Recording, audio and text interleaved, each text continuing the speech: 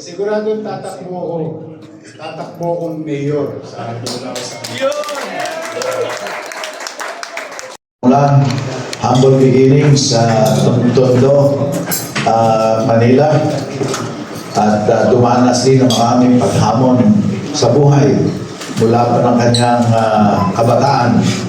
Subalit nagtiyaga at nagpursige at nagsimula siya bilang city councilor ng Manila and the most voted councilor at that.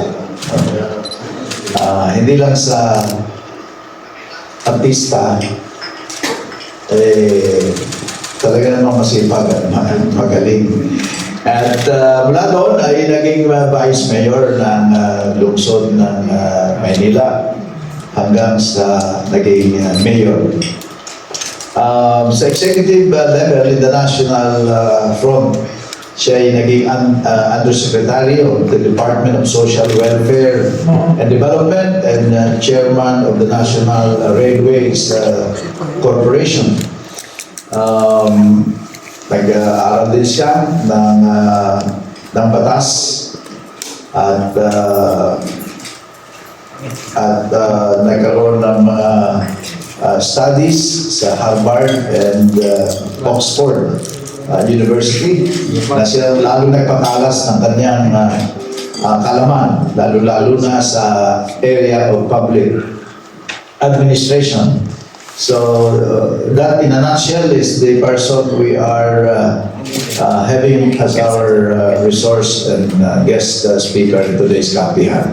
So Mayor, mabuhay ka at mainit na pagtanggap dito sa Manila Prince Hotel. Hey, thank you, Senator Joelina, our idol, at ang ating magaling na Secretary Sunny Colomat, sa inyong lahat na nandito, friends in the media, and the mga independent vloggers. I'd like to make mention of our barangay chairman, Nick Cabello, na used to be members of the Sangguniang Panglungsod, si Nick. Sa inyo po lahat, magandang umaga. Thank you po, Senator. Simula po tayo, Sunny. Din lamang at nagagaling lang namin sa SONA. Bagamat siya ay nag-deliver na rin ng kanyang sariling State of the City address. At Kapirino. Lamang kayo dalawa. Lamang kayo. Siguro po, sorry kaya komportable na si Yorme. Ano po ba ang pananaw natin para sa lungsod ng Maynila sa susunod na 2 taon? At sa higit pa roon, what is your vision for the city of Manila and the Manileños? Manila is a very challenging city in terms of demographics and economic situation. A lot of contradiction. Nandito mga pinakamayayaman at yumaman ng gusto ng mga individual at korporasyon. Nagsimula lahat sa Manila. On the other side of the river, there is also the poorest among the poor. Tapos lahat yata ng lahi ng ating bansa, Ilocano, Ilonggo, Bisaya, Muslim natin mga kapatid, and so on and so forth. Nandito yun. Kaya it's very challenging. And it's a very old city. Over 155 na tayo. Kaya ang aming vision ay itong lungsod na kapitolyo ng bansa ay manatiling at maging maaliwalas. Bagamat kami luma. At the very least that we can do is maging maaliwalas at panatag ng pamumuhay. At the same manner, side by side, we continue to develop bring back those old days that the city of Manila bilang kabisera is the window of opportunity for everyone. With business, life learning, journey, dito lahat. Lahat naman yan ay nagsimula sa Maynila. At patuloy ng Maynila in terms of education, sa private and public school, continue to produce top-notch students, and businesses are growing. We are also the entry point of raw materials.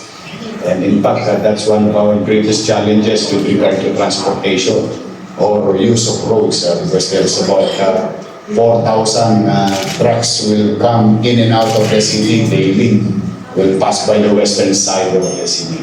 So kaya talaga dapat yung minimum na may bibigay namin sa tao in the next generation is maging maiwalas at panatag ang pamumuhay sa Luzon. And we continue to deliver the MBN, my aspiration, my dreams, and my vision to our people, which is the minimum basic needs.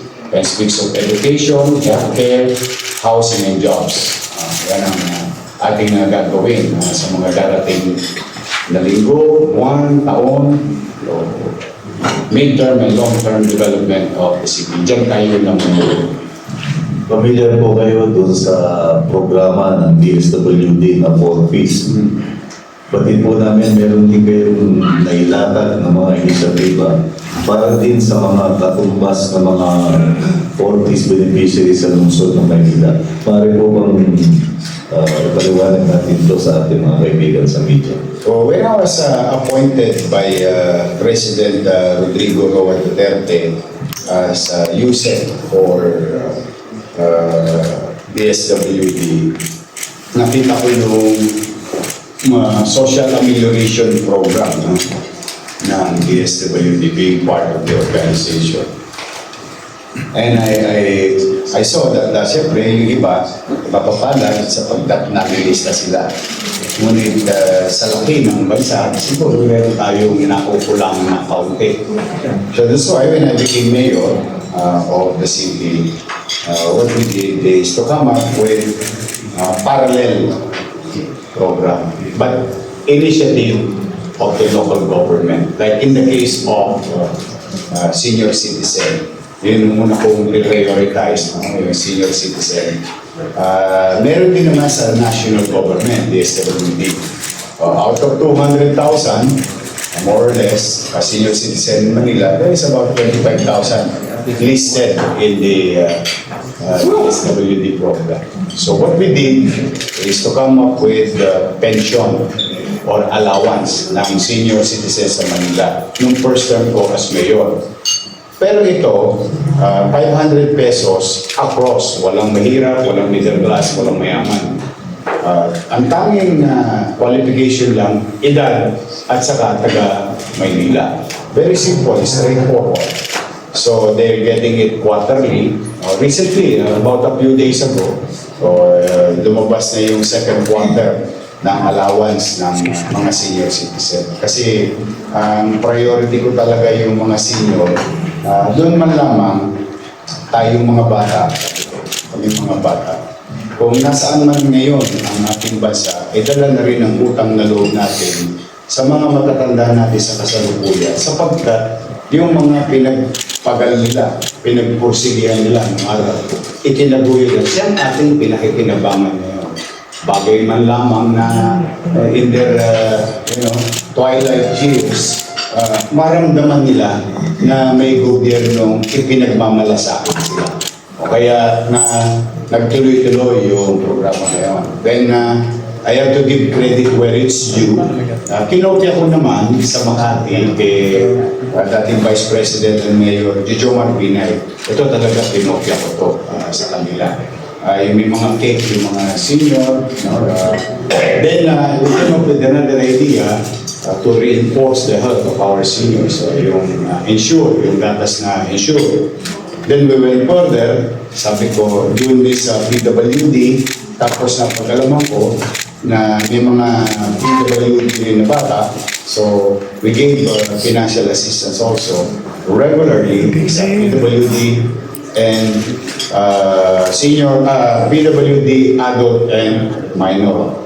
Then we went again further and further. Now we have the solo parent. Kasi mayroong magtaguyod nang nag-iisa ka lang sa buhay ng iyong mga anak. So dito man lamang, kaakibat mo, on your side is the city government of Manila. Then itong ating mga eskola ng bayan. Yung mga estudyante natin sa UDM. Ito Sa PLM. para sa mga kabataan naman. Oo, Yung senior, ito naman sa mga Kabataan. kabataan. Kasi ako, I for one,